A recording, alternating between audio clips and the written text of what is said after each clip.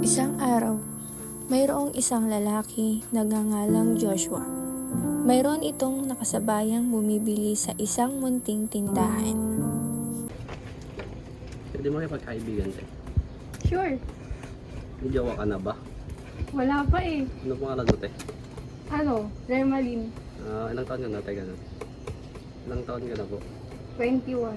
Ay ako nga pala si Joshua.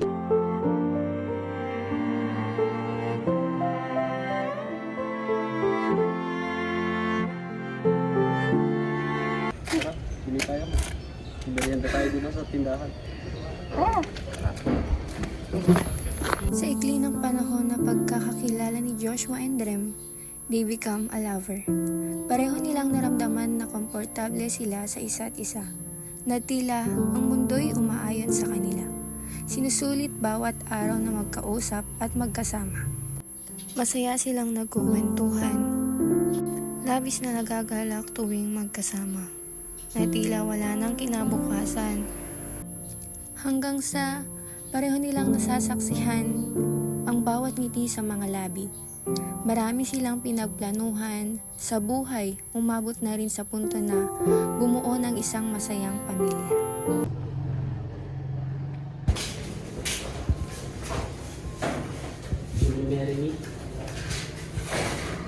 Yes!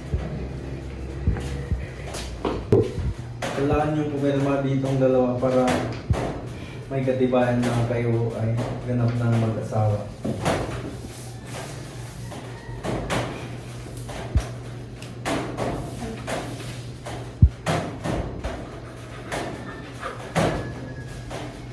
Congrats.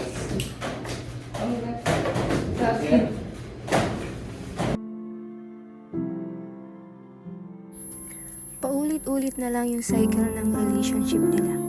Lumipas ang ilang taon, maraming nagbago, hindi nagkakaunawan sa mga bagay na lagi na lang silang nag-aaway. Joshua, umiinom ka na naman. Wala ka nang alam ginawa kundi uminom. Bakit mo ako pinapakialaman? Bilog lang yung ginagawa ko ah. Aba, kailangan dapat kitang pakailaman. Hindi mo na ako nakaasikaso. Tapos kayong dalawa, ano ginagawa niyo pa dito? Umalis na nga kayo, wala kang ibang ambag dito. Tuluyan na nga nagkamalabuan si Joshua and Rem. Umabot na rin sa puntong wala nang communication. Makalipas ang ilang buwan, mayroon agad nakilala si Joshua.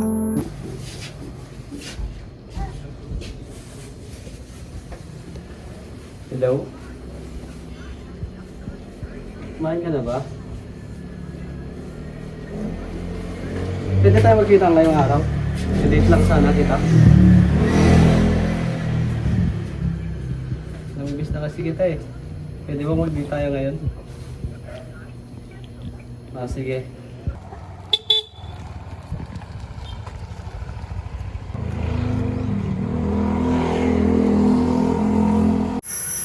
Nang makilala ni Joshua si Annalyn, lagi na silang nag-uusap. Naramdaman ni Joshua na may mapagsasabihan siya ng lahat ng pinagdaraanan nito. Nakahanap ito ng babaeng masasandalan sa bawat problema.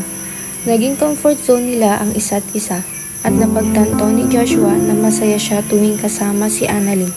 Malayong malayo sa nakaraan niya. Lagi silang nagkakaunawaan, hindi magulo at higit sa lahat, nabibigyan nila ang isa't isa ng peace of mind. Habang sila'y patungo sa lugar kung saan sila ay magde-date, na plano na dati ni Joshua na pakasalan si Annalyn.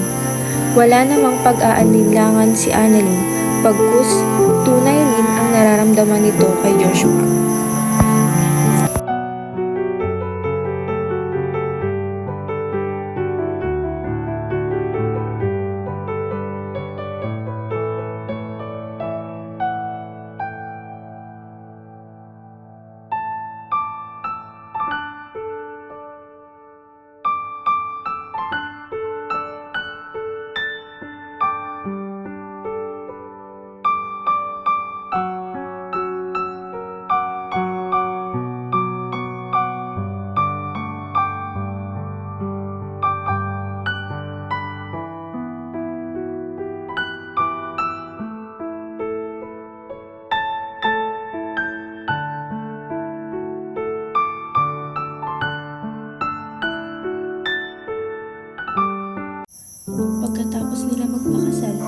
Nakita ni Rem ang post ni Joshua sa social media.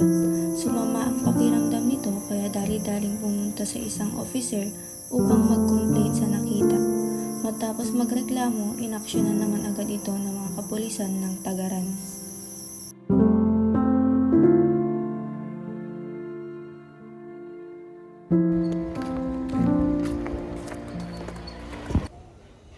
Good morning, sir. Kayo po ba si Mr. Joshua Garce? Sir, bakit po yun, sir? Nadala po kaming warrant of arrest. Ano pong kaso ko, sir? Ikaw ay na-arresto sa paglabag sa Article 349 of Bigamy. Ikaw ay may karapatang manahimik o magsawalang tibo. Ano man ang iyong sasabihin ay maaaring gamitin, pabor o laban sa iyo sa anumang hukuman. Ikaw ay may karapatang di kumuha ng tagapagtanggol na iyong pinili. At kung wala kang kakayahan, ito ay pagkakalob sa iyo ng pamahalaan. In the Philippines, bigamy is criminal offense defined under Article 349 of the Revised Penal Code. It involves contracting a second or subsequent marriage before the first marriage is legally dissolved or the absent spouse is declared presumptively dead by court order. The penalty for bigamy is prison mayor, which is a prison term ranging from 6 years 1 day to 12 years.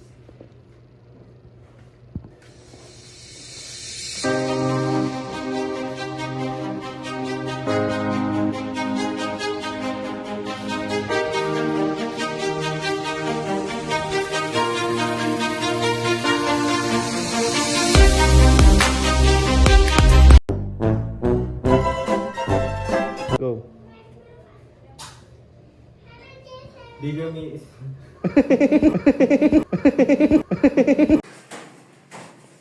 Engineering.